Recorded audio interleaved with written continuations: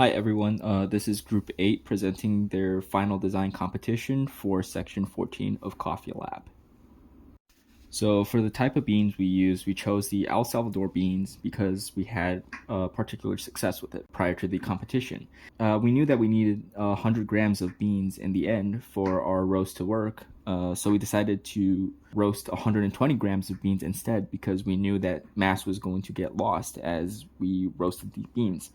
For our roaster setting, we chose 899 as the roaster setting, and even though it costed us extra energy in the end, we were going after a dark roast bean for the flavor profile of the bean. And prior to the competition itself, we thought that these beans would hinder our performance during the final competition, but it turns out that it paid off in the end. So here is our flow diagram, and as you can see, the process is recorded for how we brewed our coffee as well as how we roasted our beans. And in the next sections, you will see video footage of us brewing our coffee.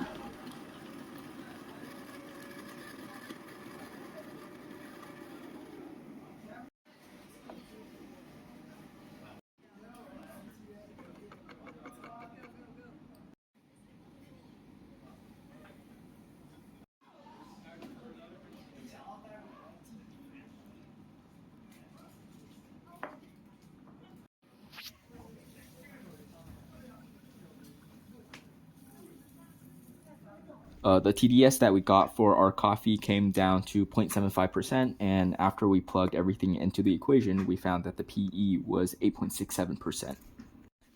So our main forms of energy usage during our brewing process came from the coffee roasting itself as well as heating water. So as mentioned before, for the coffee roast, we spent around 0.24 kilowatts of power roasting our beans, which yielded us dark roasted coffee as a result. And for our brewing method, we chose to use Clever Dripper since we thought that boiling water through a kettle would be the most efficient use of energy. And while we were boiling water for our kettle, instead of splitting our brews by kettle, we instead boiled as much water as we could to minimize the times we boiled using the kettle as a way to minimize the energy that we spent. And the sensory evaluation of our coffee came out to be this rich and complex flavor with minimal sourness or acidity that we later found to be in a lot of the coffees that we sampled. So for the final competition, our group scored second place in both taste and energy consumption.